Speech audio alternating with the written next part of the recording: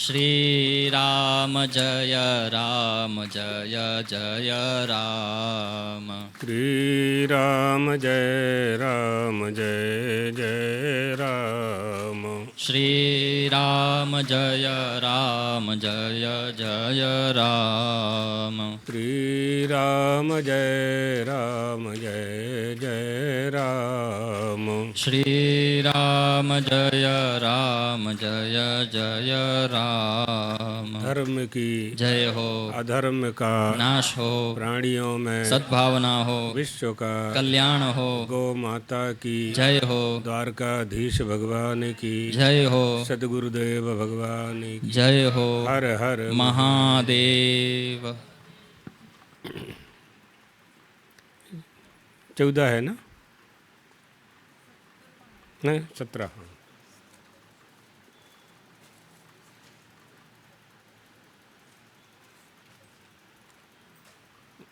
हाँ, पहले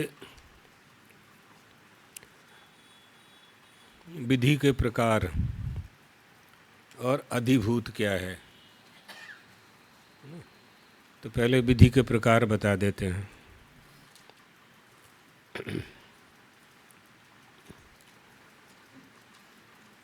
तीन प्रकार की विधि प्रसिद्ध है: नियम विधि, अपूर्व विधि और परिसंख्या विधि। और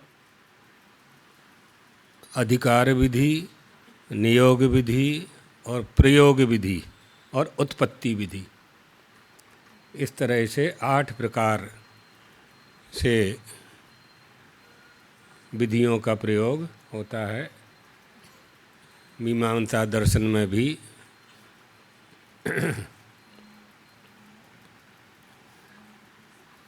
अधिकार विधि, नियोग विधि और प्रयोग विधि, उत्पत्ति विधि। तो नियम विधि में होगा अहरह संध्या मुपासीत, प्रतिदिन संध्या करना चाहिए।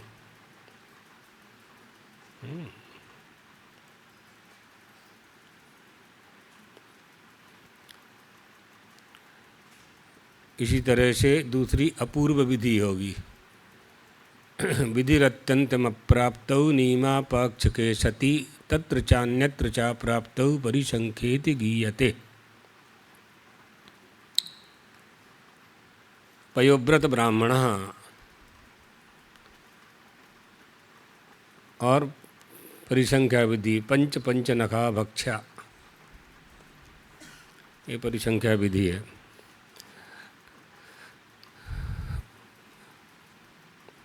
अधिकार विधि में आता है फल संबंध प्रयोजनम, फल का संबंध जिससे है, फल संबंध का बोध जिससे होता है, से अधिकार विधि कहते हैं। और नियोग विधि कहते हैं क्रियायाः फल शेषत्व ज्ञापनम। प्रयोग विधि में अनुष्ठापनम, अनुष्ठान करना है, कौन सा अनुष्ठान करना है, कैसे करना है, क्या उसका विधान है, क्या उसका मंत्र है, विनियोग है, न्यास है, इन सब का पालन जहाँ होता है। और 8वीं है उत्पत्ति विधि, कर्मस्वरूप बोधकः।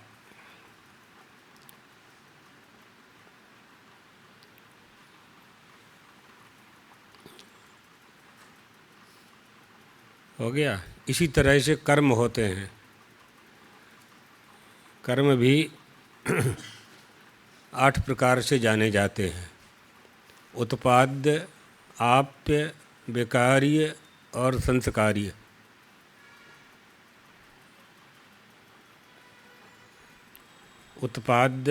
उत्पाद्य माने धूम आदि। लकड़ी जलाया, चूल्हा जलाया तो धुआं होगा, उसमें धुआंड़ा थसे ना, જ્યારે આગું કરતો હો તમે તો ધુવાડા થશે, તે ધૂમ આદि। भोजन, गेहूँ चोखा खेड़ुआत पैदा करे छे ना, ये सब उत्पाद्य है। आप्य माने एक वस्तु को दूसरे स्थान से प्राप्त करना, उसको आप्य कहते हैं। दूसरे देश से प्राप्त करना, जो वस्तु यहाँ नहीं है वो भोपाल में है तो वहाँ से प्राप्त करना, राजकोट में है वहाँ से प्राप्त करना। और बिकारी कहते हैं दूध से दही बना देना, दही से मक्खन बना देना, मक्खन से घी बना देना, घी से पूड़ी बना देना, ये सब बेकार है। और चौथी है संस्कारी, व्रीहीन वहंती, संस्कार करना, डांगर को चोखा बनाना, छिलका निकालना पड़ेगा, धान में से चावल निकालना है, चोखा निकालना है तो छिलका दूर करना पड़ेगा। वहाँ भी दो तरह की विधि आएगी भी। छिलका निकालने के लिए दो उपाय हैं। मुसले नो, मूसल से कूट के निकालती थी पहले माताएं, हाँ, और या फिर एक एक करके नाखून से निकालो।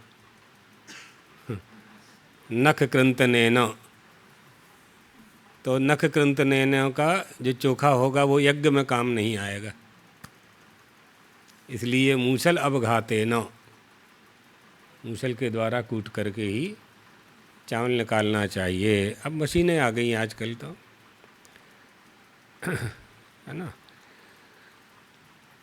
फिर चार विधि और होगी, संपद, संवर्ग, संसर्ग, संवर्ग, संस्कार्य और अध्यास, ये चार और आ जाएंगे। संपद का अर्थ होगा सालाग्राम में विष्णु भगवान की बुद्धि कर लेना, ये संपद है। सालाग्राम में विष्णु भगवान की बुद्धि, तो विष्णु भगवान की पूजा का फल सालाग्राम से प्राप्त हो जाता है, क्योंकि सालाग्राम में विष्णु मानकर के पूजा की, हम पत्थर की पूजा नहीं की, हमने भगवान की पूजा की उसमें।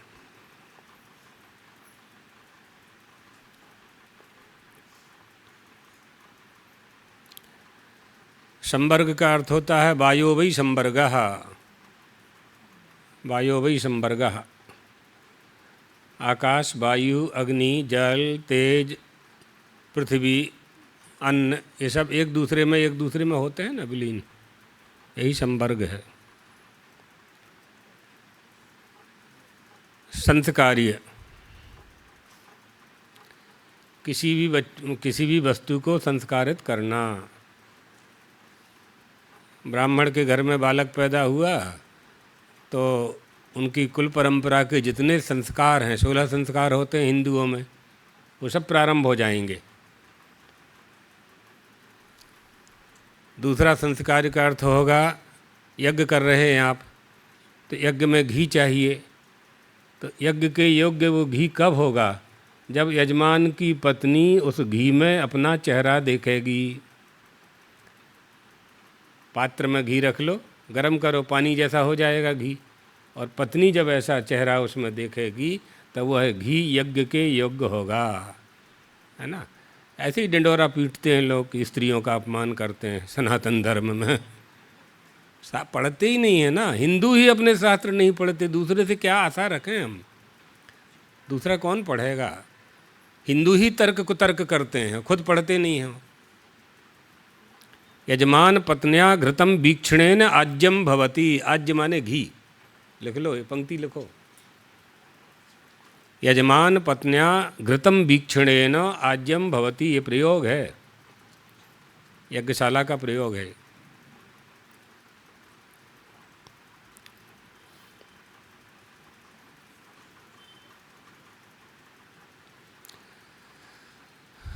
अध्यास, अध्यास कर लेते हैं दुनिया भर के, अतस्मिस् तद बुद्धि, है ना, ये अध्यास है। जो जैसा नहीं है उसको वैसा मान लिया, उसे अध्यास कहते हैं।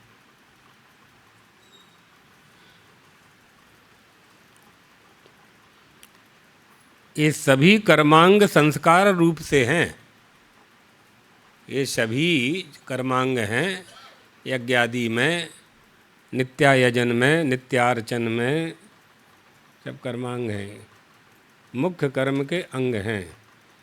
इनसे ब्रह्म की प्राप्ति नहीं होगी। हम तो अपने पक्ष में बता रहे हैं अभी। ब्रह्म की प्राप्ति तो ज्ञान से ही होगी।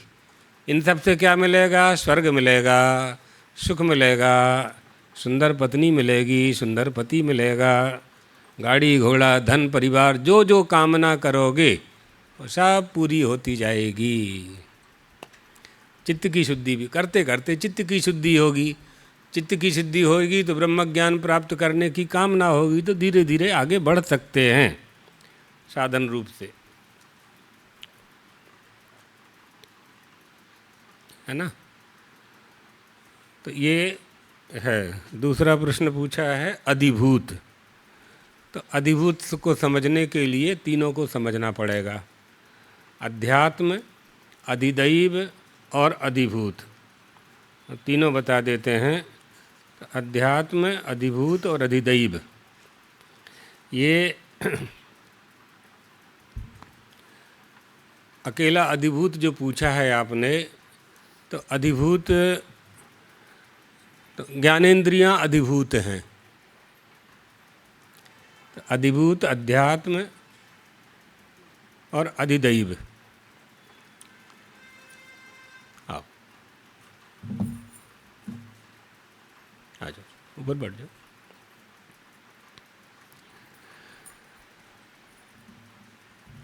सरल भाषा में गीता के 8वें अध्याय में भी देख सकते हैं, और यहाँ समझने के लिए ऐसे समझ सकते हैं कि आकाश का जो अधिभूत है वो शब्द है। आकाश का अधिभूत शब्द है, और आकाश का जो अध्यात्म है वो श्रोत्र इंद्रिय है, कर्णेंद्रिय है, और आकाश का जो अधिदैव है वो दिशाएं हैं। तो तीनों आ गए यहाँ, अध्यात्म भी आ गया, अधिभूत भी आ गया और अधिदैव भी आ गया। तो आकाश का जो अधिदैव है वो दिशाएं हैं। पंचभूत है ना, पृथ्वी, जल, तेज, आकाश, वायु। हाँ, या आकाश, वायु, अग्नि, जल, पृथ्वी, ऐसा कर लो, ऊपर से नीचे आ जाएं। आकाश, वायु, अग्नि, जल, पृथ्वी। अब इनकी तन्मात्राएं हैं, तो पहले तन्मात्राओं को समझ लो। शब्द, स्पर्श, रूप, रस, गंध। अब 3 विभाग कर लो, अधिभूत, अध्यात्म और अधिदैव। अधिभूत, अध्यात्म और अधिदैव लिख लिए तीनों। अब आकाश की तन्मात्रा है शब्द। जब तक इसे नहीं समझेंगे, नहीं समझोगे, तब तक अधिभूत, अध्यात्म, अधिदैव को नहीं समझ पाओगे, है ना। तो आकाश की तन्मात्रा है शब्द, वायु की तन्मात्रा है स्पर्श, अग्नि की तन्मात्रा है रूप, और जल की तन्मात्रा है रस, और पृथ्वी की तन्मात्रा है गंध। अब एक एक लिखा देते हैं। आकाश का अधिभूत है शब्द। शब्द यानी विषय है। आकाश का अध्यात्म है श्रोत्र इंद्रिय, और आकाश का अधिदैव दिशाएं। प्रत्येक इंद्रियों के देवता हैं। वो देवता इंद्रियों में बैठे हुए हैं। इंद्रिय द्वार झरोखा नाना, स्थान बना करके देवता हमारे शरीर के अंगों में बैठे हैं।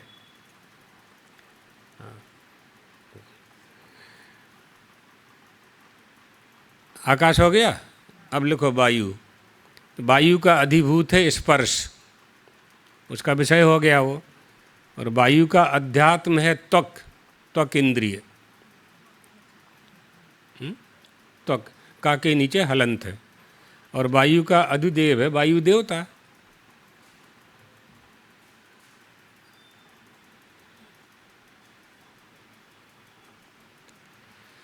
अब अग्नि का अधिभूत है रूप।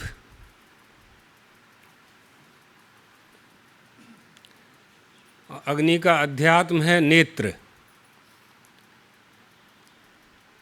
और अग्नि का अधिदेव है सूर्य भगवान।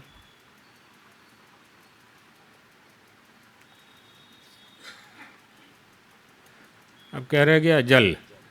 जल का अधिभूत है रस। हाँ,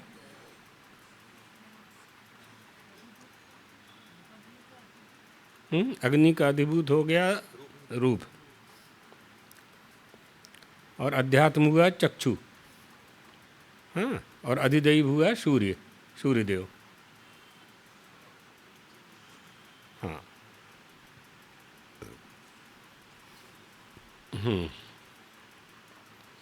और जल का अधिभूत है रस,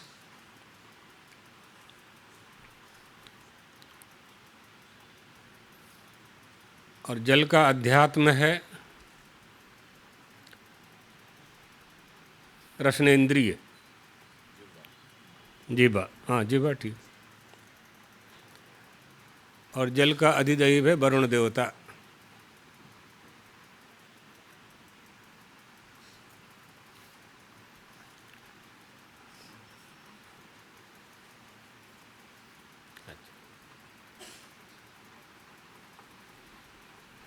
अब क्या रह गया? पृथ्वी।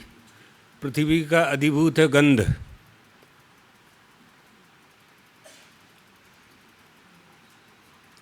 और पृथ्वी का अध्यात्म है घ्राणेन्द्रिय। सूंघने की शक्ति जिसके पास है वो उसका अध्यात्म है।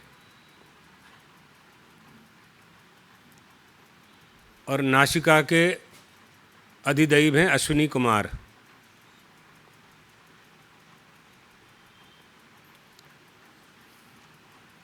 हमारी जीभ में वरुण देवता बैठे हैं, नासिका में अश्विनी कुमार बैठे हैं, नेत्रों में सूर्य बैठे हैं, कर्णेंद्री में दिशाएं बैठी हैं, हाथ में इंद्र बैठे हैं, पैर में भगवान विष्णु बैठे हैं, त्वक में प्रजापति बैठे हैं। इसी तरह से गुप्त इंद्रियां, सब में देवता बैठे हुए हैं।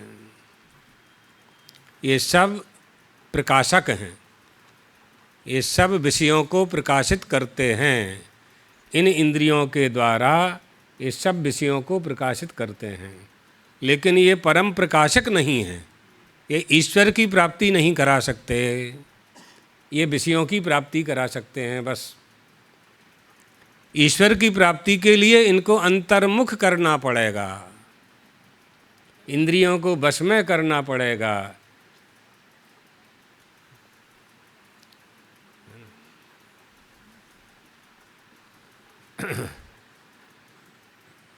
जब तक इनको वश में नहीं करेंगे तब तक ये इंद्रियां तो बहिर्मुख है ना, बाहर को ही ले जाएंगी आपको। परांचिक हानि व्यतरणस्वयंभू तस्मात् परांग पश्यति नान्तरात्मन। हे नचिकेता, परमात्मा ने मनुष्य का शरीर बहुत सुंदर बनाया, लेकिन इसकी इंद्रियों को बहिर्मुख कर दिया। ये परम तत्व को जानने का प्रयास नहीं करती इंद्रियां, करने नहीं देती, इसको मनुष्य को करने नहीं देती। आपकी गाड़ी कहाँ जाएगी? जहाँ ड्राइवर ले जाएगा। अब ड्राइवर आपका नालायक है तो गड्ढे में पटकेगा वो तो। जने आवड़ तो નથી, ड्राइविंग जनी सारी નથી, ड्राइविंग स्कूल में ट्रेनिंग નથી लीधी तो ये तो खड्डा में पटकी दे है ना। ख्याल ज નથી कि कहाँ क्लच दबाना है, कहाँ ब्रेक लगाना है, मालूम ही नहीं है उसको। तो इंद्रिय रूपी घोड़े, इंद्रिय रूपी घोड़े है ना। नचिकेता का वहाँ कठोपनिषद में रूपक है। आत्मानं रथिनं विद्धि शरीरं रथमेवहि बुद्धि तुषारितं विद्धि मनः प्रग्रहमेव च। इंद्रियाणि हयानाहु, इंद्रियों को घोड़ा कहा। आहु माने कहो। इंद्रियाणि हयानाहु विषयांस्तेषु गोचरान। ये घोड़े इसको कहाँ ले जाते हैं? विषयांस्तेषु गोचरान। ये आँख रूपी घोड़ा रूप की ओर ले जाता है, कर्णेंद्रीय रूपी घोड़ा बम्बई वाले गाने की ओर ले जाता है ना। वेदांत पाठ अच्छा नहीं लगता उसको, रामायण की चौपाई अच्छी नहीं लगती, भगवत गीता का श्लोक अच्छा नहीं लगता। हाँ, ये बात। हाथ बाहर का ही काम करेंगे, पैर मदरालय ले जाएगा, जीभ गुलाब जामुन खाएगी, अभक्ष भक्षण करेगी, जो नहीं खाना चाहिए वो खाएगी, मांसाहार करेगी। इसलिए इन सबको बस में रखना होता है। इनको सबको बस में करने वाला एक परम प्रकाशक है। सब कर परम प्रकाशक जोई राम अनादि अबध पति सोई, वो ब्रह्म है, वो राम है, अनादि है, अबधपति है, ये उसका सामान्य रूप है। विशेष क्या है? रामम विद्धि पर ब्रह्म सच्चिदानंदम अद्वैत, वो ब्रह्म है, वो ब्रह्म है। एक राम अवधेश कुमारा, है ना, 3 तरह के राम है ना। पार्वती जी ने पूछा राम तो एक ही है, और आप कहते हो महादेव से कि राम रामेति रामेति रमे रामे मनोरमे सहस्र नाम राम नाम वरानने। 3 बार राम राम क्यों कहते हो? एक ही बार में शास्त्रों में तो लिखा है कि श्री राम का नाम एक बार ले लें। तो उन्होंने कहा कि मैं राम रूपी ब्रह्म को 3 तरह से स्मरण करता हूँ। एक अयोध्या चक्रवर्ती महाराज दशरथ के पुत्र के राम के रूप में, एक बलराम के रूप में, और एक परशुराम के रूप में। निष्ठा है ये तो, जहाँ जहाँ राम लगा हुआ है, जहाँ जहाँ बहुत लोग ये प्रश्न करते हैं कि नाम से कैसे कल्याण होगा। तो पहले तात्पर्य को समझना चाहिए कि नाम जो होगा, हमेशा ये बात याद रख लो, नाम जो होगा तो किसी नामी का होगा। तो नाम नामी का बोध कराता है, એટલા માટે રામ નામથી કલ્યાણ થાય છે। बाली ने कहा, जन्म जन्म मुनि जतन कराही, अंत राम कह आवत नाही। जन्म जन्म तक आपका नाम नहीं आता लेने, नाम लेते नहीं बनता मनुष्यों को। मरते समय राम नाम मुँह से नहीं निकलता। अरे प्रभो, जिनका नाम जगत के लोग लेते हैं वो साक्षात मेरे सामने खड़े हैं, और आप कहते हो मुझसे अचल करो तन राखहु प्राणा। नहीं नहीं, अब नहीं। ऐसा कौन मूर्ख होगा जो कल्प वृक्ष की बाड़ी को काट करके बबूल की बौनी कर से बबूल की बौनी करेगा? कोई नहीं होगा। तो ये इंद्रियां है ना, तो ये जो मन, तो मन जो है अपंचीकृत महाभूतों का संघात है। अब ये पूछा तो नहीं है इसने, लेकिन हम बता देते हैं क्योंकि ये प्रश्न से संबंध है इसका। अपंचीकृत महाभूतों का ये संघात है मन। हमारा स्थूल जो शरीर है वो पंचीकृत महाभूतों का संघात है। संगत उसे कहते हैं जो कई पदार्थों से मिलकर के जिसका निर्माण होता है, परार्थत्वात्, और वो दूसरे के लिए होता है। ये बार बता चुके हैं। और जो ज्ञानेंद्रियां हैं, अंतःकरण चतुष्टय, ये अपंचीकृत हैं। पंचीकरण सुना चुके हैं कल। पंचीकरण कैसे होता है? न पंच पंचानाम करणम पंचीकरणम, जो 5 नहीं है उसे 5 कर देना, है ना, यही पंचीकरण है।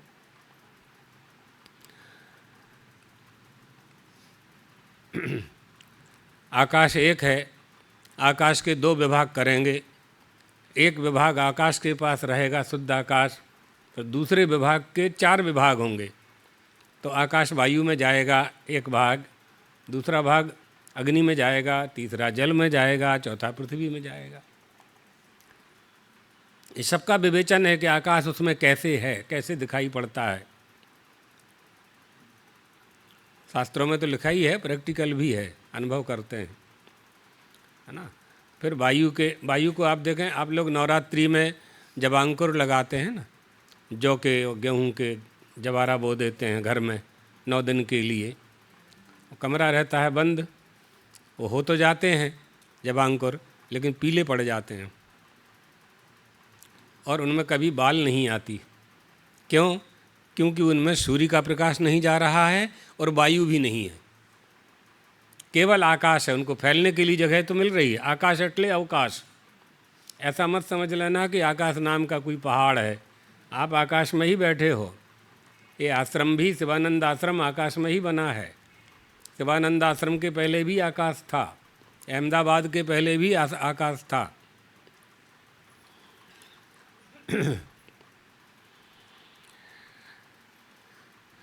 तो ज्ञानेंद्रियां और अंतःकरण चतुष्टय ये अपंचीकृत हैं, और मन 5 तन्मात्राओं को स्वीकार करता है, 5 को ग्रहण करता है मन।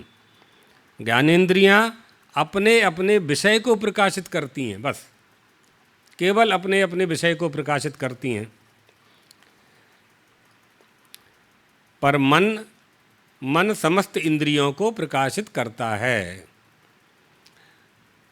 अब जो व्याख्यान हमने किया विस्तार से, उसका अगर तात्पर्य समझना हो तो केवल उसके लिए 6 शब्द हैं। 6 शब्दों से भी समझ सकते हो, फिर उसको कहीं भी आप उसका संयोग स्थापित कर सकते हैं। इंद्रियां अध्यात्म हैं, ऐसे समझोगे तो सब जगह आप इसको लगा लोगे, है ना। देवता अधिदेव हैं और विषय अधिभूत हैं, हो गया। जिसके 3 3 3 करके 15 रूप बताए हमने, 15 प्रकार से समझाया, उसको 3 में ही समझ सकते हैं। लेकिन इसके लिए वेदांत का सत्संग करने वाले ही समझ पाते हैं। इंद्रियां अध्यात्म हैं, देवता अधिभूत हैं और विषय, देवता अधिदैव हैं और विषय अधिभूत है ना। परमात्मा क्या है? परमात्मा सविता बन करके रोशनी प्रदान कर रहा है, सबको प्रकाशित कर रहा है, वही परमात्मा है ना। मन इंद्रियों का संचालक है और मन खुद ही चंचल है। मन खुद ही चंचल है तो मालिक जब सुरापान करेगा और नौकर बना करके देगा तो कभी न कभी 1-2 घूंट लेने की इच्छा हो ही जाएगी। तो मन तो खुद ही चंचल है तो इंद्रियां अपने आप चंचल हो गई, वही संचल मन ही चलाता है इंद्रियों को। और मन जो है चंचल है, इंद्रियां बहिर्मुख हैं, विषय अगणित हैं, कामना बहुत है, इच्छाएं बहुत हैं। एक इच्छा पूरी होती है, दूसरी इच्छा प्रकट हो जाती है। इच्छाओं का अंत नहीं होता, अंत नहीं होता। अब इंद्रियों का निर्माण कैसे होता है? तो पंच महाभूतों के सात्विक अंश से मन और ज्ञानेंद्रियों का निर्माण होता है। 3 है ना, सात्विक राजस तामस। सात्विक अंश से ज्ञानेंद्रियों का निर्माण होता है और राजस तन्मात्रादि से कर्मेंद्रियों का निर्माण होता है, यानी प्राण आदि का निर्माण होता है। और तामस तन्मात्राओं से विषयों का निर्माण होता है। बाह्य विषय जितने भी हैं उनका निर्माण होता है। अब जो नए सत्संगी हैं उनको समझना हो तो ज्ञानेंद्रियां किसे कहते हैं? श्रोत्र, त्वक, चक्षु, रसना और घ्राण, ये क्रम है। कर्मेंद्रियां किसे कहेंगे? वाक, पाणि, पाद, उपस्थ और पायु, है ना। तो कर्मेंद्रियां और अंतःकरण इनके अधिदैव हैं, इनके देवता होते हैं। वाक के अधिदेव अग्नि हैं। हाँ, लिख लो बेटा, तुम लोग द्वारा वेदांत लिया है ना तुम लोगों ने कोर्स में, जिसने लिया है वेदांत लिख लो, तुम्हारे में आएगा एग्जाम में। वाक के देवता अग्नि हैं, वाणी के। पाणी के देवता इंद्र हैं। पाद का देवता उपेंद्र है। उपस्थ का देवता प्रजापति है। पायु का देवता मृत्यु है, मृत्यु माने यम। मन का देवता चंद्रमा है। बुद्धि का देवता ब्रह्मा है। चित्त का देवता वासुदेव है। वासुदेव माने नारायण। अहंकार के देवता रुद्र हैं।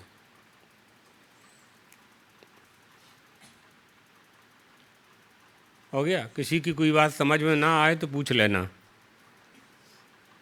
तो ये बात, इन सब का संबंध अध्यात्म, अधिभूत, अधिदैव से था। प्रश्न तो केवल अधिभूत का ही था, लेकिन हमने सब सुना दिया।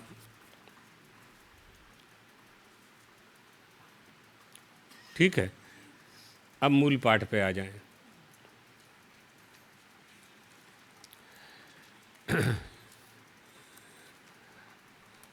चतुर्दश है ना? नहीं, हाँ, एक रह गया। श्रवण का फल क्या है? सुनने का फल क्या है? सुनने का फल है, माता जी पूछ रही थी। अब वो आई होंगी तो सुन लेंगी, नहीं नहीं तो बहू की बातें सुनेंगी। वही भी, वो भी श्रवण है। वो श्रवण संसार के प्रपंच में डालेगा। और आगे आए, हाँ हो ही जाए, अब 2 दिन तो रह ही गए।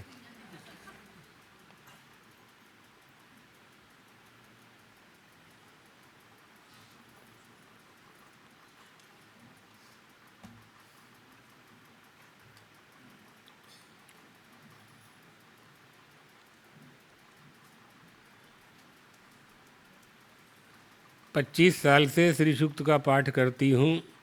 15 दिन पहले मालूम पड़ा कि महिलाओं को नहीं करना चाहिए, गायत्री मंत्र भी नहीं करना चाहिए। तो जो आपने 15 दिन पहले सुना है वो बिल्कुल सही है, शास्त्र का वचन है, इसलिए नहीं करना चाहिए, है ना। शास्त्र का वचन, उसका पालन करना चाहिए।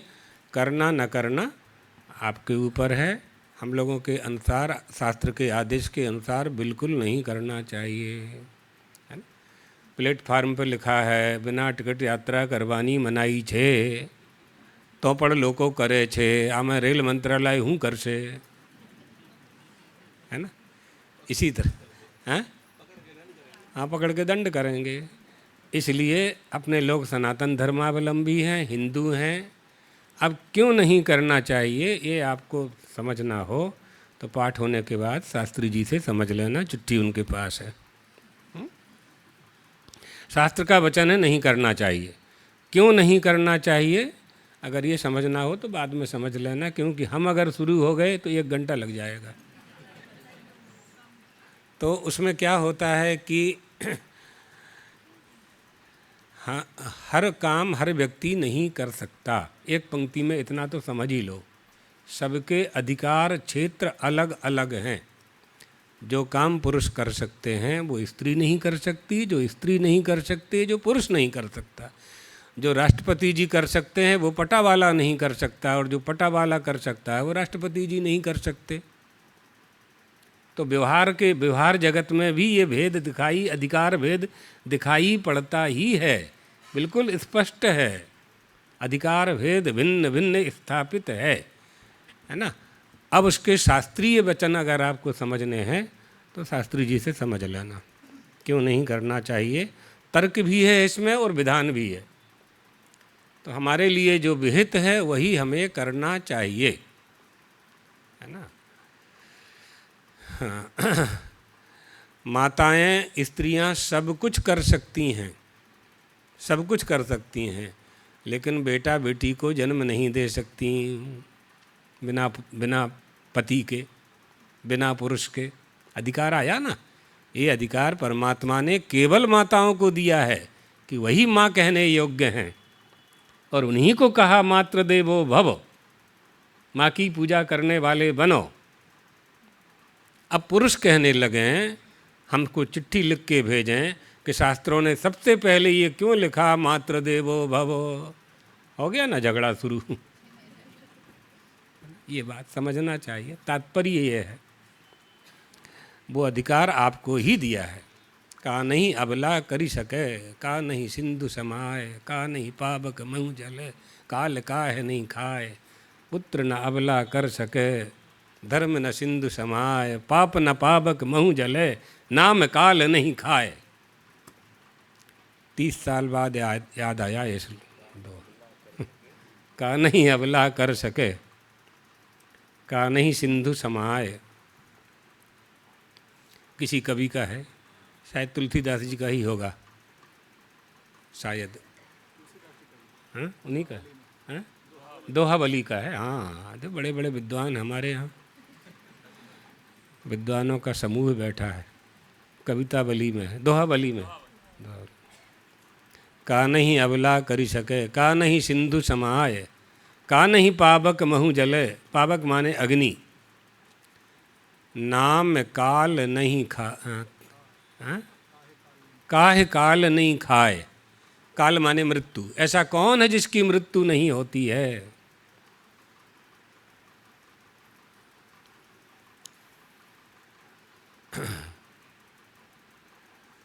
तो इसका उत्तर दिया है, लिख लिया, लिख लिया, उत्तर दिया, उत्तर मालूम है? हाँ। उत्तर दिया, पुत्र ना अबला कर सके। बिना पुरुष के कोई माँ नहीं बन सकती। पुत्र ना अबला कर सके। धर्म न सिंधु समाए। थोड़ा सा भी धर्म का पालन, गौ माता को एक रोटी देने से गोलोक की प्राप्ति होती है। एक रोटी में हूँ बगड़े, दिन भर में 2 किलो खाते हो। पुत्र न अबला कर सके, धर्म न सिंधु समाए, पाप न पावक महु जले। आप जल जाओगे अग्नि में, शमशान में, पाप नहीं जलेगा, उसका फल भोगना ही पड़ेगा, नरक जाना पड़ेगा। पाप न पावक महु जले और नाम काल नहीं खाए। मरने के बाद भी जिसका फूलहार कर रहे हैं लोग, जिसकी पूजा कर रहे हैं, जिसका नाम स्मरण कर रहे हैं, गांव के लोग भेगा थईने यानी प्रार्थना कर रहे थे, नाम काल नहीं खाए। जिसने अच्छे अच्छे सत्कर्म किए हैं उसका नाम चलता है, का नाम चलता है। कीर्तिर यस्य स जीवति। जिंदा कौन है संसार में? जिसकी कीर्ति जिंदा है। जिसने अच्छे काम किए हैं लोग उसका स्मरण करते हैं, मंच पे खड़ा करते हैं, फूल माला पहनाते हैं, दुपट्टा पहनाते हैं, पगड़ी पहनाते हैं। राजस्थान में पगड़ी पहनाते हैं बड़े लोगों को, अच्छे काम करने वालों का स्वागत करते हैं, सम्मान होता है। नाम, और उनके ना रहने पर उनकी फ़ोटो पर, उनके चित्र पर या स्मरण के रूप में भी सभाएं करते हैं। आज उनका जन्मदिन है, इटला इटला ऐसे ऐसे उन्होंने काम किए, यह किया, यह किया, यह किया। आप लोग करते, अपने लोग करते हैं ना स्वतंत्रता संग्राम सेनानियों का 15 अगस्त और 26 जनवरी क्या है? स्मरण ही तो करते हैं अपने लोग।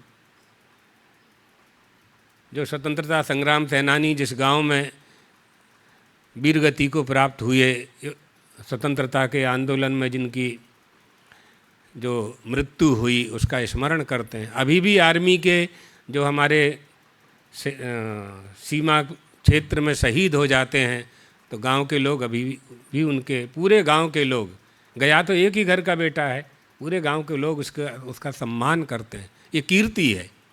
जिंदा कौन है? जिसकी कीर्ति जिंदा है। जब तक उसे सम्मान प्राप्त होता रहेगा तब तक वह मर करके भी नहीं मरा। मरा कौन? पांच भौतिक देह चला गया, पांच भौतिक देह चला गया। सुखदेव जी ने कहा, राजन हमने तुम्हें पूरी श्रीमद् भागवत की कथा सुना दी, अब तुम्हारी मृत्यु नहीं होगी, तुम नहीं मरोगे। तो परीक्षित बोले कि महाराज ऐसा कैसे हो सकता है? ऋषि का साप झूठा हो जाएगा क्या? शमीक ऋषि ने कहा है कि 7वें सप्तमें हनि, 7वें दिन काटेगा सांप, तक्षक नाग, तुम्हारी मृत्यु हो जाएगी। तो सुखदेव जी महाराज ने कहा कि तुम्हारा जो पांच भौतिक देह है, उत्तरा अभिमन्यु ने जिसको जन्म दिया है उसकी मृत्यु होगी, तुम्हारी मृत्यु नहीं होगी। तुम कौन हो? तुम न आने वाले हो न जाने वाले हो, तुम हमेशा रहने वाले हो। क्यों? सत का आवागमन नहीं होता, और तुम श्रीमद् भागवत का श्रवण कर लेने के कारण सत स्वरूप हो गए हो। अहम ब्रह्म परम धामो ब्रह्माहम परमम पदम। ये बात ठीक है।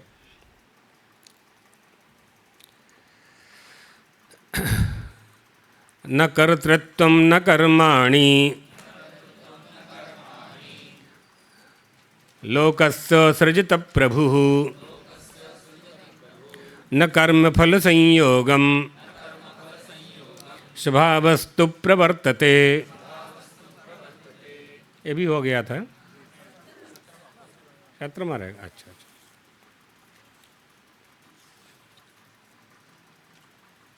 हाँ वो श्रवण का फल रह गया ना, वो भी, वो पहले वो सुन लो, श्रवण का फल।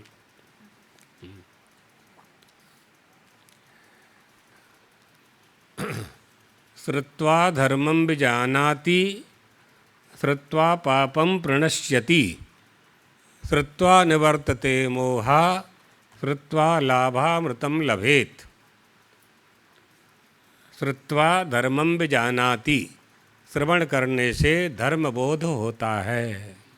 यही श्रवण है, कुछ भी नहीं सुनना है। कुछ भी न कुछ भी सुनेंगे तो वो तो विषय हो जाएगा, है ना। श्रवण करने से, भगवान परमात्मा का स्मरण करने से, श्रवण करने से पापों का नाश होता है। श्रुत्वा निवर्तते मोहा, श्रवण करने से मोह नष्ट होता है। अर्जुन ने श्रवण किया ना गीता, क्या कहा? नष्टो मोहा, है ना, प्रमाण है आपके पास। तो श्रुत्वा निवर्तते मोहा और श्रुत्वा ज्ञानामृतम लभेत। अमृत का लाभ, अमृत की प्राप्ति होती है। क्या प्रमाण? राजा परीक्षित, है ना। राजा परीक्षित ने श्रीमद् भागवत की कथा श्रवण की। ये श्रवण का फल है।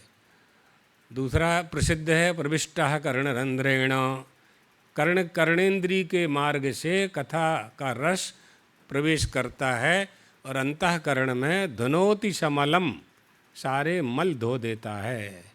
जैसे कपड़ा धोने वाला कपड़े के मैल को धो देता है जल से, इसी तरह से श्रीमद् भगवान की कथा श्रवण करने से सारे मल, अंतःकरण के मल, विक्षेप, आवरण, अविद्या, काम, कर्म, जन्य जितनी भी वृत्तियां हैं सब साफ हो जाती हैं, धुल जाती।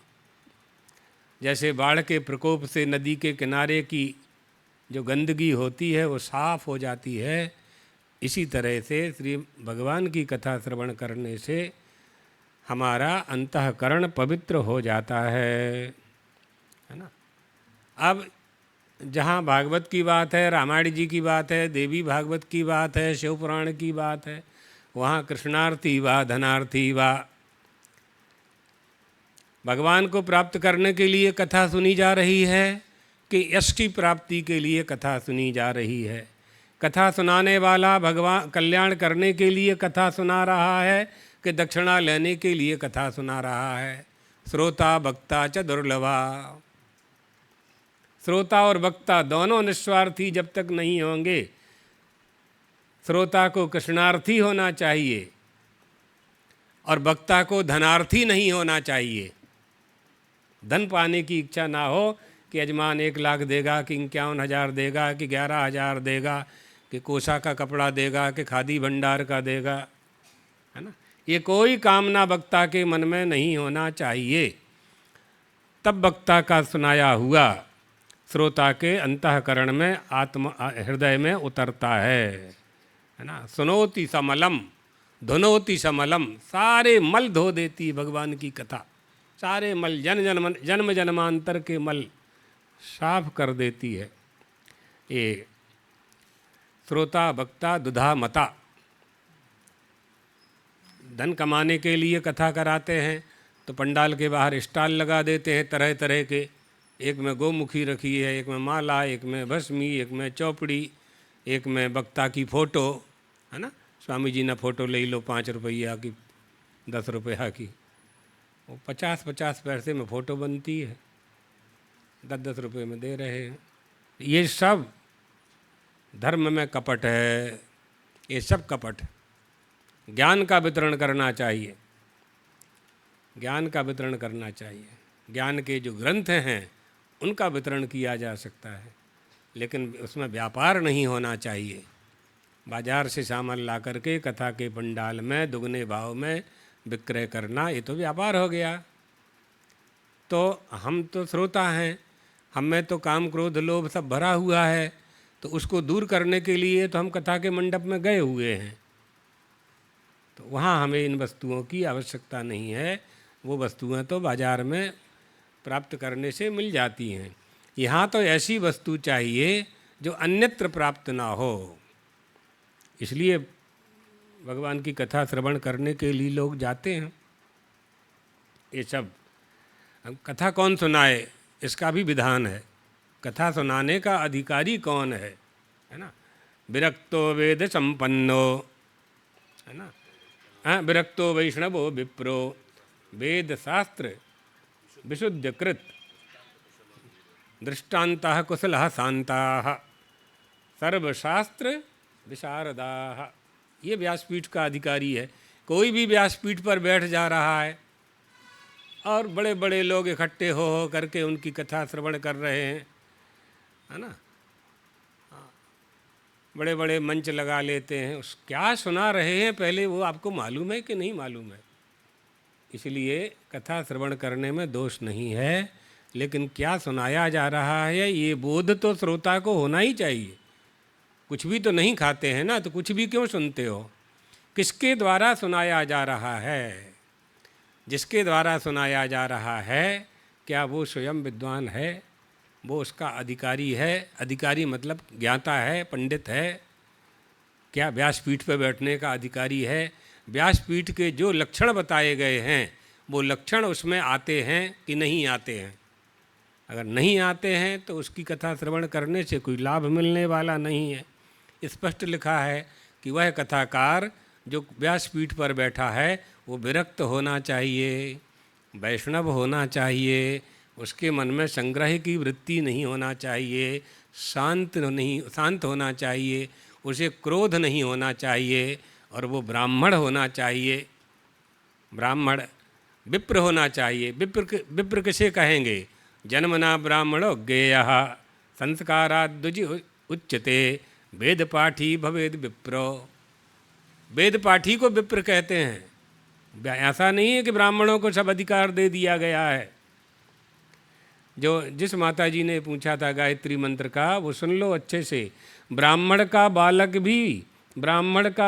भी गायत्री मंत्र का जाप नहीं कर सकता जब तक उसका यज्ञोपवीत नहीं हो जाता। ख्याल रखजो। इसलिए शास्त्र वचन है, शास्त्र में कभी पक्षपात नहीं किया गया है, व्यवस्था दी गई है, विधान दिया गया है, विधान का संविधान है, उसका पालन करना चाहिए हमें। जो लोग ये कहते हैं कि ब्राह्मणों ने ये अधिकार अपने पास रखा यज्ञोपवीत का और गायत्री का, तो ब्राह्मण की पत्नी तो ब्राह्मणी होती है ना, तो हम अपनी पत्नी का यज्ञोपवीत क्यों नहीं करते? ब्राह्मण नहीं करते, शास्त्र में आदेश नहीं है तो नहीं करते, है ना। फिर तर्क ऐसे हैं कि सुन नहीं पाओगे आप, है ना, इसलिए सुनाना नहीं चाहते। शास्त्र का वचन है इसलिए मानो, तर्क में ना जाएं। हमें भी तर्क में मत ले चलो और आप भी मत जाओ।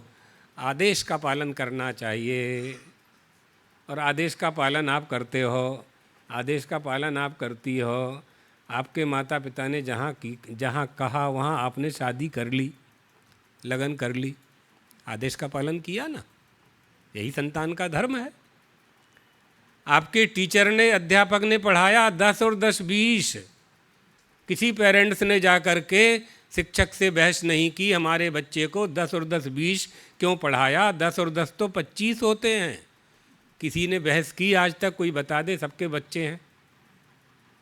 नहीं की, हम जानते हैं नहीं की, बोलो चाहे ना बोलो, किसी ने नहीं। क्यों नहीं की? क्यों अध्यापक की बात मानी आपने? अगर कोई बहस करे भी, हमारे बोलने के बाद जाके करे भी, तो वो कहेगा मैथ में लिखा हुआ है। तो लिखी हुई बात अध्यापक ने आपको सुनाई, हम भी शास्त्र की बात गुरु बन करके सुना रहे हैं। ये सब व्यवहार पक्ष है ना, इससे भी समझ में आ सकता है, समझना चाहिए।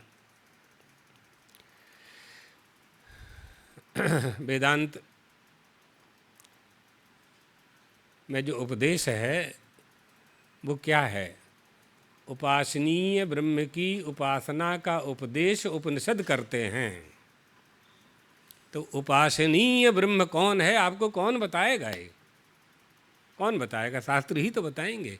इसलिए शास्त्रों की बात हमें मानना चाहिए। प्रामाण्य बुद्ध वेदेषु साधना मना मनेकता। प्रमाण में वेद ही हमारे लिए प्रमाण है। साधना के प्रकार अलग अलग हैं, साधना अलग अलग अधिकार के अनुसार आपको आदेश दिया गया है। मेडिकल स्टोर्स की हर दवाई आपके काम की नहीं है, जो डॉक्टर ने पर्ची लिखी है वही दवा आपके काम की है, और आप डॉक्टर की बात नहीं मानेंगे, मेडिकल स्टोर्स वाले की दवाई देने की बात नहीं मानेंगे, तो रोग कम होने की जगह वृद्धि को प्राप्त होगा। इन सब बातों को स्वीकार करना चाहिए, है ना। इसलिए वेद शास्त्र उपनिषद दोषों को विशीर्ण कर देने वाले ग्रंथ को उपनिषद कहते हैं।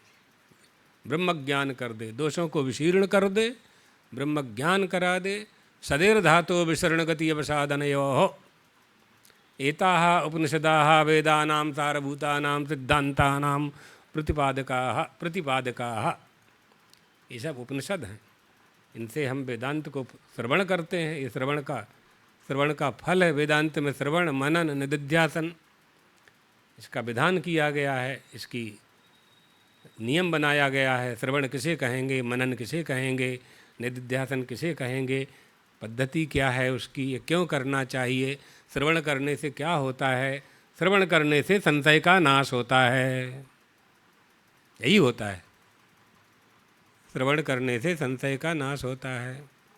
ब्राह्मण हो गए, जनेऊ हो गए, त्रिकाल संध्या करते हैं, चोटी रखते हैं, भस्मी लगाते हैं, पांडित्य है, सब कुछ है, लेकिन बगलामुखी के मंत्र का जाप करना है तो गुरु से लेना पड़ेगा। कितने ही बड़े विद्वान हो आप, कितने ही बड़े विद्वान हो, गुरु से ही बगलामुखी के मंत्र का दीक्षा लेकर के ही आपको उसके अनुष्ठान में प्रवृत्त होना चाहिए। शास्त्र विधान है। श्री विद्या की दीक्षा लेनी है, काली तारा षोडशी धूमावती मातंगी 10 महाविद्याओं की दीक्षा लेनी है। पुस्तक में मंत्र देख कर के नहीं करना है, मंत्र गुरु से लेकर के ही करना है, और वह भी जानकार गुरु से लेकर के करना है। जानकार गुरु से लेकर करना है। इसलिए इन सब विधानों को स्वीकार करना चाहिए।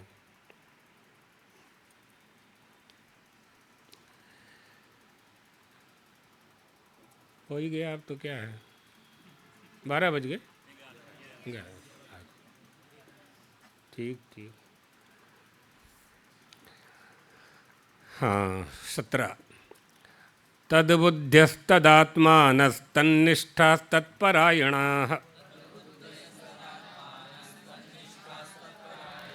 गच्छन्तो पुनरावृत्तं ज्ञाननिर्धूतकल्मषाः। जिसका मन तद्रूप हो गया है, तद्रूप माने उसके जैसा हो गया है।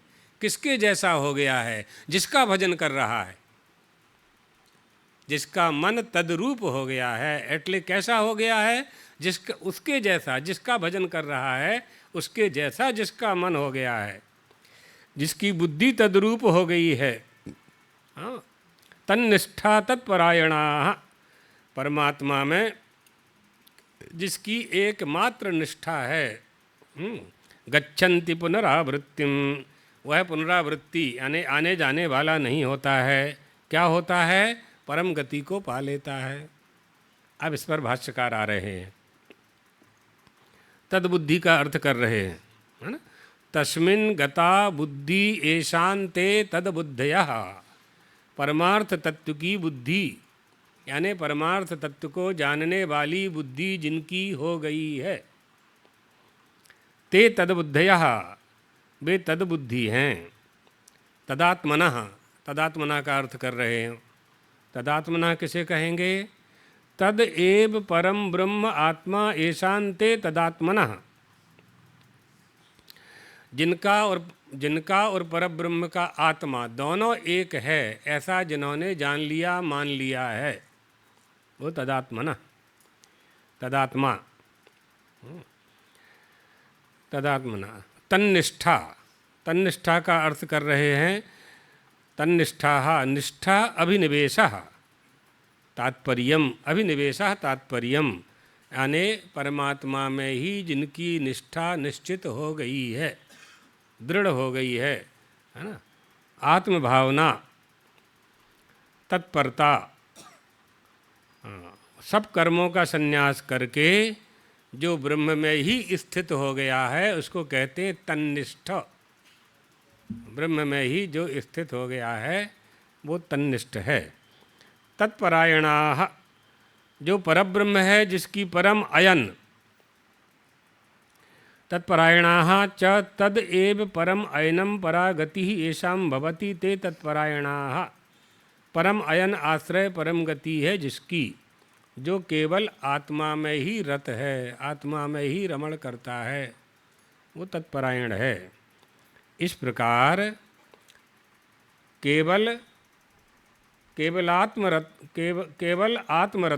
केवलात्मरतयः इत्यर्थः। येषां ज्ञानेन नाशितम् आत्मनः अज्ञानं ते गच्छन्ति एवं विधा अपनरावृत्तिम् अपनरदेह संबंधम ज्ञान निर्धूत कलमशः यथोक्तेन। ज्ञान निर्धूत कलमशः माने यथोक्तेन ज्ञानेन, निर्धूतः, निर्धूता माने नाशितः, कलमशः यानी पापादि संसार कारण दोषः, पापादि संसार कारण दोषः। ऐशान्ते ज्ञान निर्धूत कलमशः। चतुर्थ पार्थ का अर्थ कर रहे हैं भाष्यकार। ऐसे ज्ञान निर्धूत कलमश सन्यासी अपनरावृत्ति को अर्थात जिस अवस्था को प्राप्त कर लेते हैं फिर देह से संबंध उनका छूट जाता है, वो ऐसी अवस्था को प्राप्त हो जाते हैं। येषां ज्ञानेन नाशितम् आत्मनः अज्ञानं ते पंडिताः कथम तत्व पश्यन्ति, कथम तत्वं पश्यन्ति। जिनके आत्मा का अज्ञान ज्ञान द्वारा नष्ट हो गया है वो पंडित जन परमार्थ को कैसे जानते हैं। इस संदेह को दूर करने के लिए भगवान आगे का श्लोक कह रहे हैं। अर्थात येषां ज्ञानेन नाशितम, जिनके ज्ञान के द्वारा अज्ञान का नाश हो गया है, उनका स्वभाव, उनका व्यवहार, उनका मन, उनकी बुद्धि कैसी हो जाती है। वो कैसे देखते हैं परमार्थ तत्व को, परमार्थ तत्व को कैसे देखते हैं। ऐसा क्यों पूछ रहे हैं? क्योंकि संसार दिखाई पड़ रहा है और परमार्थ तत्व दिखाई नहीं पड़ रहा है। तो फिर परमार्थ तत्व को कैसे देखते हैं? तो भगवान कहेंगे अब कि वो प्राणी मात्र में ही परमार्थ तत्व को देखते हैं। विद्या विनय संपन्ने ब्राह्मणे गविहस्तनि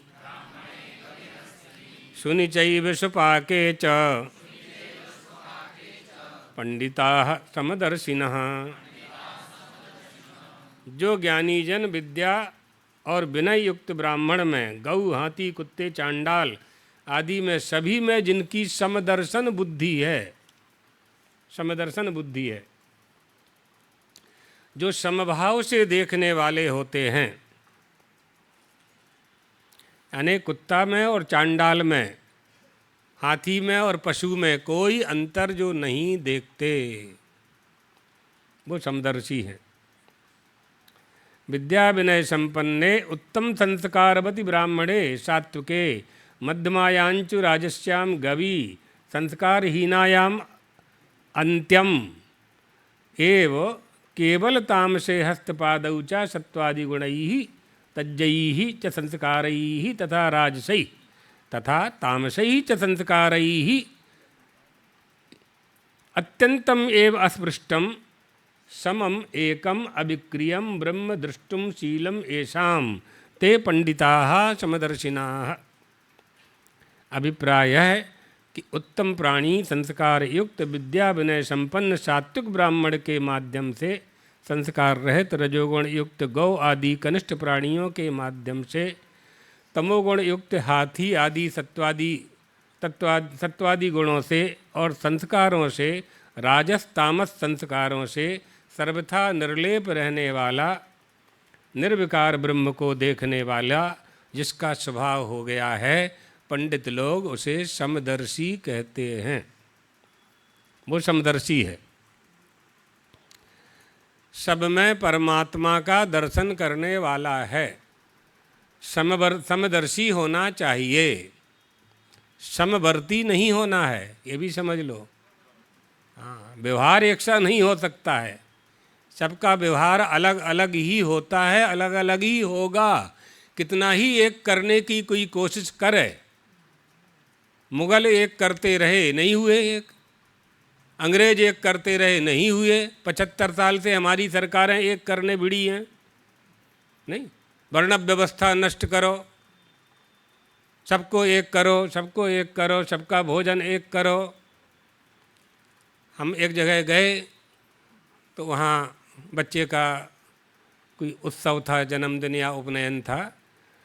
ब्राह्मण देवता ही थे और सब खड़े खड़े खा रहे थे, भोजन कर रहे थे। हमने कहा भैया ये तो ठीक नहीं है, परंपराओं का पालन करना चाहिए। तो कहे गुरुजी बैठते नहीं बनता है। तो हमने कहा कुर्सी टेबल लगा दो, कुर्सी पे बैठ के कर लो, लकड़ी की कुर्सी ले लो, जो भी साधन है। खड़े खड़े तो पशु खाते हैं।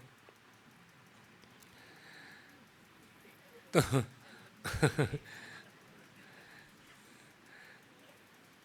और ये जूठा मूठा भी होता है। हम लोगों से ज़्यादा तर्क उन लोगों के पास होते हैं। जूठा मूठा से, अब यहाँ तो शास्त्र ही है, अब वो है सब प्रैक्टिकल।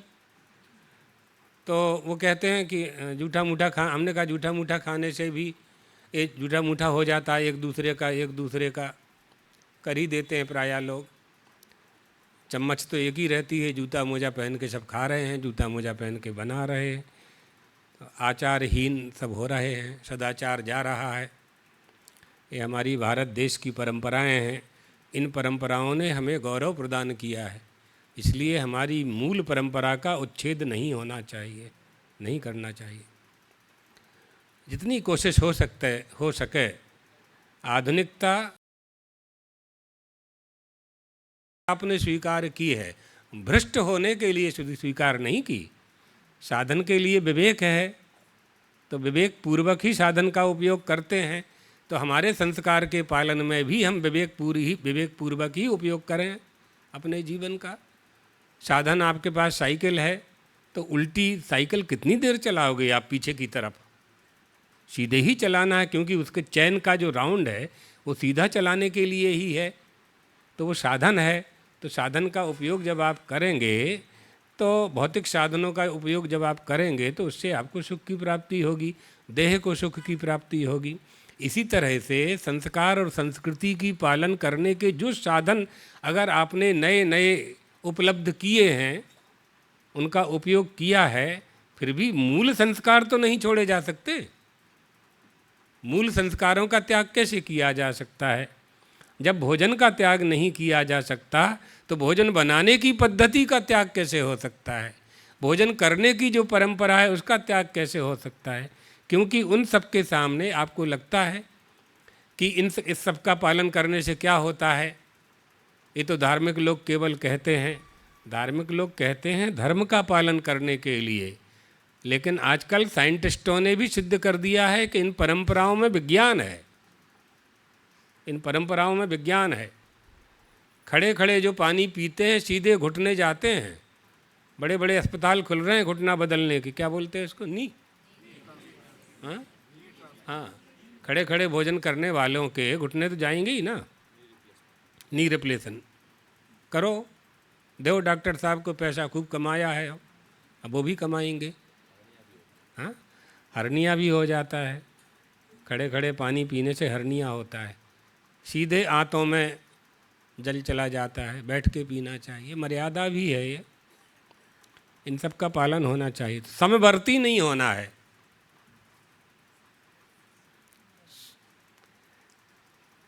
घर में 12 मेंबर हैं और एक स्त्री है, वो स्त्री किसी की माँ है, किसी की बहन है, किसी की भाभी है, किसी की बहू है, किसी की चाची है, किसी की पत्नी है। पत्नी एक की है, रिश्तेदारी उसकी 12 लोगों से है। वहाँ समदर्शन चलेगा, सम्मान का बस। देवर भाभी मानेगा, भाभी को हमारे यहाँ माँ का दर्जा दिया गया है। लक्ष्मण जी ने, भगवान ने कहा कि वो तुम ये आभूषण पहचानते हो, सीता जी के हैं? लक्ष्मण जी ने कहा नहीं, मैं नहीं जानता। नायम जानामि केयूरे, नहीं जानता, क्योंकि मैंने तो उनको प्रणाम करते समय उनके अग्रभाग, पैरों के अग्रभाग अंगुष्ठ मात्र का दर्शन किया है प्रणाम करते समय, बस। ये हमारी संस्कृति है। तो समवर्तन नहीं हो सकता है। बेटा माँ समझ के प्रणाम करेगा, पति उसको करवा चौथ के दिन सम्मान प्रदान करेगा, पत्नी को उसके जन्मदिन पर उसको उपहार देगा, है ना। शादी वाले दिन उसका सम्मान करेगा पत्नी का, पत्नी करवा चौथ के दिन पति की पूजा करेगी, है ना। अब ये करवा चौथ का भी कैसा कर दिया सब बेकार अब उल्टा पुल्टा कर दिया। ये सब में नहीं पढ़ना चाहिए, हमें उसका फल चाहिए। इसमें क्या है, वीडियो बन जाएगा, फोटो आ जाएगी, फल नहीं मिलेगा। फल तो शास्त्र के अनुसार पूजा करेंगे आप पति की, तभी मिलेगा, तभी पति का आशीर्वाद मिलेगा। और रील बनाने का चक्कर है, उसमें नहीं कुछ मिलने वाला। कितने लोग जाने, कितने लोग देखेंगे। अब एक लड़का आया था, बोले हमारे गुरुजी जब प्रवचन करते हैं तो उनके 35,000 कमेंट आते हैं और आपके में तो 300 आए हैं। हम ही को कह रहा था हम उस समय इस पद पर नहीं थे, जब उसने कहा पद पर नहीं थे, थोड़ा मुंह लगा सा था हमारे, तो हम हमने कहा कि एक प्रवचन तुम्हारे गुरुजी का हमें सुनाओ। तो फिर उसने सुनाया, तो हमने कहा तुम गुरुजी से जाके पूछना कि हमने ये पूछा है प्रवचन में। लौट के आज तक आया नहीं, पक्का मित्र था जबकि। ऐसे ही सब हो जाते हैं, दिखावा में और स्वाभाविकता में बहुत अंतर है। समवर्तन नहीं होना, समदर्शन करना चाहिए। हमें भूख लगी है तो सभी को भूख लगी होगी 12 बजे, है ना। हमें ठंड लग रही है दिसंबर में तो सबको कंबल चाहिए। हमारे घर में 4 लोग हैं, कंबल 12 हैं तो 8 कंबल ज़्यादा हैं, तो कालूपुर स्टेशन पर दे आओ गरीबों को। ये सब समदर्शन चलेगा, समदर्शन चलेगा। समवर्तन नहीं हो सकता। आपके घर में जो बहू आई है विवाह करके, उसका किसके प्रति क्या व्यवहार है, सबके व्यवहार निर्धारित हैं आपके घर में। ऐसा व्यवहार में आप सब करते हैं, केवल शास्त्रों में समाधान करते हैं, वहाँ धर्मनिरपेक्षता आ जाती है, शास्त्रों में सेकुलर आ जाता। शास्त्र की बात आई कि हम सेकुलर हुए, ये मुश्किल होता है। इसलिए धर्म के बिना कोई रह नहीं सकता। तो ये जो धर्मनिरपेक्ष शब्द है, ये इसके चक्कर में कभी मत पड़ना, कोई नहीं पढ़ना चाहिए। हाँ, कोई शास्त्रों में कोई संशोधन कर नहीं सकता। कहाँ का संशोधन कौन करेगा? जब शास्त्रों का निर्माण हुआ, जिन ऋषि महर्षियों ने और भगवान के अवतारों ने शास्त्रों के निर्माण किए, हमारे ऋषि महर्षियों ने किए, आदि अनादि जो शास्त्र हैं, वेदों से निकली हुई स्मृति वेदांग हैं, उनसे निकले हुए पुराण हैं, उनसे निकले हुए उपपुराण हैं, उस कर्ता की जो बुद्धि थी वो बुद्धि आज है क्या? फिर यदि आप संशोधन करेंगे तो आज जिनका संशोधन करेंगे, कल आपके बाद 100 साल बाद फिर संशोधन होगा, फिर 100 साल बाद फिर संशोधन होगा। तो यही संशोधन होता रहेगा, तो मूल तो बिल्कुल चला ही जाएगा। आप उनको समझने की बुद्धि को पहले ग्रहण करो, वो अधिकार प्राप्त करो आप। अगर ये बार बार परिवर्तन करते रहोगे तो अनवस्था फैल जाएगी। बहुत से लोग कहते हैं पुराणों में ऐसा लिखा है, इस पुराण में से ये निकाल देना चाहिए, ये जोड़ देना चाहिए। अच्छा, पुराण में जो अच्छी अच्छी बातें लिखी हैं, क्या वो तुमने मानी? नहीं मानी। तो जो काम जो जो जो जो जिस पुराण में जो वस्तु, जो ज्ञान आपके काम का नहीं है, तो आप उसको क्यों पढ़ रहे हो? प्रश्न उभा था ना। जो अच्छा अच्छा लिखा है, कोई एक पुराण तो आप कहोगे कि इसमें अच्छा लिखा है, तो क्या उस पुराण की बात आपने मानी? नहीं मानी ना। तो संशोधन होने के बाद मानोगे, इसकी क्या गारंटी है? संशोधन होने के बाद उसको आप मानेंगे तो निक्षिप्त प्रक्षिप्त कुछ नहीं किया जा सकता। हमारे सनातन धर्मशास्त्रों में मात्रा मात्रस्यापि नार्थक्यम, एक भी मात्रा का भी परिवर्तन नहीं किया जा सकता किसी भी शास्त्र में, न वेद में, न पुराण में, न। हाँ, आधुनिक विद्वानों ने जो लिखे हैं, पाश्चात्य विद्वानों में जो लिखे हैं, उनमें आप लोगों को जो करना हो वो करो। जो मूल हमारी संस्कृति है, मूल हमारे जो शास्त्र हैं, उन शास्त्रों में जो शास्त्रीय आदेश है, जो परमात्मा के द्वारा बताया ना हमने, उपासनीय ब्रह्म की उपासना का आदेश देने के लिए उपनिषद हैं। उपनिषदों में क्या परिवर्तन करेंगे आप? क्या उनके मंत्रों में परिवर्तन करेंगे? स्मृतिकारों ने जो कहा है, उन स्मृतियों को पहले पढ़ो। तो सारी स्मृतियाँ संस्कृत में हैं, संस्कृत से हिंदी हुई है, हिंदी से गुजराती हुई है, हिंदी से मराठी हुई है, हिंदी से बंगला में गई है, या संस्कृत से गुजराती हुई, संस्कृत से मराठी हुई। जो संस्कृत भी जानते हैं, गुजराती भी जानते हैं, वो अनुवाद कर सकते हैं। तो पहले उनको पढ़ें, उनके तात्पर्य को समझें, वाच्यार्थ क्या है, लक्ष्यार्थ क्या है, इसको समझें।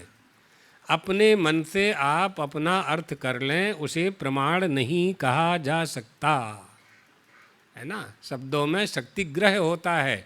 वह शक्तिग्रह कहाँ आता है? शक्तिग्रहम व्याकरणोपमानात् कोशाप्त वाक्यात व्यवहारतश्च, है ना। शक्तिग्रह के जो लक्षण हैं उनको समझे बिना, व्याकरण को जाने बिना, ग्रामर को जाने बिना, गुरु परंपरा से अध्ययन किए बिना जिन श्लोकों का, जिन स्मृति वाक्यों का आप अर्थ कर रहे हैं, उनके अतत्पर और तत्पर दो तरह के वाक्य होते हैं। तो अतत्पर वाक्यानि बलीयांसी श्रुति लिंग वाक्य प्रकरण स्थान समाख्यानाम पार दौर्बल्यम अर्थ विप्रकर्षात्। ये हमारे यहाँ परंपरा है। बहुत से प्रमाण जब एक साथ एकत्रित हो जाएं, इस ग्रंथ में यह लिखा है, इस ग्रंथ में यह लिखा है, भागवत जी में यह लिखा है, रामायण में यह लिखा है, देवी भागवत में यह लिखा है, जब ये आपको संशय मन में पैदा हो जाए कि इन ग्रंथों में अलग अलग बात लिखी हुई है, तो उसके लिए वेद प्रमाण हैं। वेदों में जाना पड़ेगा। वेदों को पढ़ना नहीं आता तो वेदज्ञ के पास जाना पड़ेगा, जो जानने वाला है, जानने वाला है। स्कूल में आपके बच्चे पढ़ने के लिए आते हैं, फिर आप कोचिंग में भेजते हैं। ऐसे कोचिंग में भेजते हैं जो उसके लिए हुए सब्जेक्ट का दोबारा पढ़ा सके, वहीं भेजते हैं, तभी उसे प्राप्त होता है। कहीं भी नहीं भेजते आप, कहीं भी नहीं भेजते। 8वीं के विद्यार्थी को 5वीं के प्राइमरी के अध्यापक के पास पढ़ने के लिए नहीं भेजा जाता है। इसी तरह से शास्त्रों का ज्ञान जिनको है, जो शास्त्रज्ञ हैं, जो शास्त्र के मर्मज्ञ हैं, धर्मज्ञ हैं, वेदज्ञ हैं, चत्वारो वेद धर्मज्ञाः परशत्रैवेद्यमेव वा यम ब्रूते सा धर्मः स्यादेको वाद्यवित्तमः। एक अध्यात्म वित्त ही सारे अज्ञानियों को संसार सागर से पार करने में समर्थ है। ज्ञान के द्वारा उनके अज्ञान को दूर करके भवसागर से पार करा सकता है। इसलिए हमारे यहाँ भारतीय संस्कृति में शास्त्रीय व्यवस्था में बहुमत प्रमाण नहीं है, नहीं चलेगा। यहाँ तो शास्त्र ही चलेगा। राजकारण में बहुमत चालશે, ત્યાં ચાલે છે, क्योंकि ત્યાં तो योग्यताનો तो कोई प्रमाण છે જ नहीं, है ना। आपको मामलातदार होना है तो 6 साल तक पढ़ाई करनी पड़ेगी, फिर इंटरव्यू होते हैं और क्या क्या होते हैं, बड़ा प्रोसेस, तब जा कर के मामलातदार की नौकरी आपको मिलेगी। तलाटी नहीं बन सकते। किसी को मिनिस्टर बनना हो तो जीत जाना चाहिए, बस उसके क्षेत्र से उसको विजय प्राप्त हो जाए और उसके नेता सीएम पीएम की कृपा उस पर हो जाए, वो मंत्री बन जाएगा, मंत्री बन जाएगा। साइकिल चलाने का जिसे ज्ञान नहीं है, साइकिल के नट बोल्ट का ज्ञान नहीं है, वो रेल मंत्री बन जाता है। वायु विमानन मंत्री होता है, हवाई जहाज वाले बन जाते हैं, हवाई जहाज का मंत्री बन जाता है। कम से कम सही बात है। तो कम से कम जो मंत्री है, जिस मंत्रालय का मंत्री है, उस विषय का ज्ञान उसे होना चाहिए। ये सिद्धांत की बातें हैं, मानना न मानना ये तो सरकार का काम है और नेताओं का काम है कहना अपना काम है कि लोकतंत्र है, भारत का संविधान है, उसके अनुसार तो चलना ही पड़ेगा, चलते हैं लोग। लेकिन कम से कम इतना सुधार तो होना चाहिए कि योग्य लोगों को ही मंत्रालय दिए जाने चाहिए। इसमें तुष्टि संतुष्टि आएगी तो हमारे देश का प्रशासन डमाडोल होने लगेगा। अयोग्य शासकों से हमारे देश की प्रजा भयभीत होने लगेगी। ये सिद्धांत है। संडामर्क जैसे गुरु मिल जाएंगे तो हिरण्यकशिपु जैसे राजा बलवान होंगे। इसलिए ज्ञानी थे संडामर्क, शुक्राचार्य के पुत्र थे, बड़े विद्वान थे, लेकिन उनका राजा हिरण्यकशिपु था, जो दैत्यराज था और जिसकी धर्म में कोई रुचि नहीं थी। इसलिए हमारी गुरु परंपरा, धर्म उपदेश देने वाली परंपरा, राजनीति की परंपरा, राजनीति में शुचिता लाना है, पवित्रता लाना है, तो उसमें धर्म का समावेश करना ही पड़ेगा।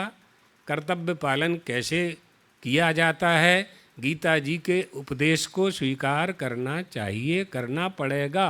कभी न कभी किया गया था, अभी भी करना पड़ेगा। और जो बड़े बड़े नेता धर्मनिरपेक्ष बनते हैं, सेकुलर बनते हैं, उनके घर की सारी पत्नियां मंदिरों में जाकर के पूजा करती हैं, मंच पे धर्मनिरपेक्ष बन जाते हैं, सबके घरों में पूजा होती। जितने नेताओं के घर आप जाओगे, सबके घर में पूजा पाठ मिलेगा आपको, जय जगदीश हरे सब करते हैं वहाँ।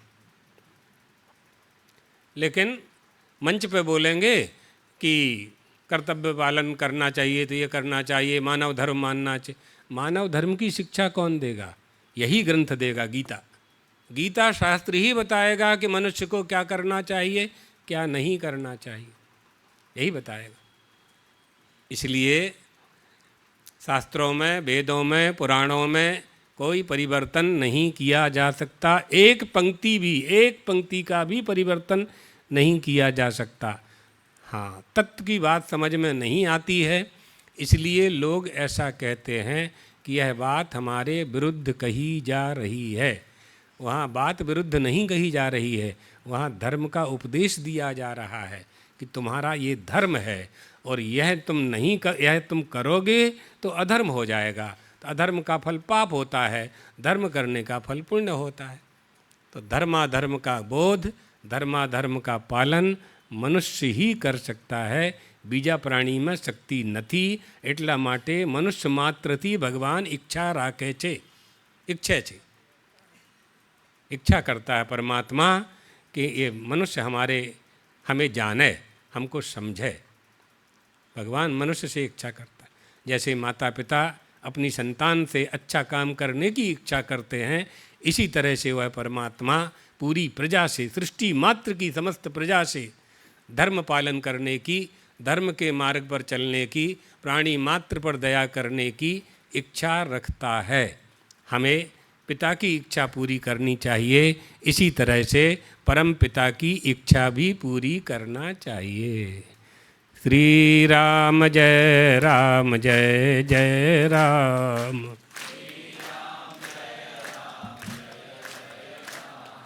श्री राम जय राम, जय जय राम।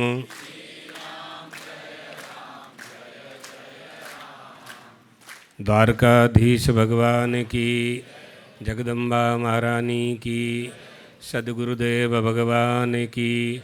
हर हर महादेव।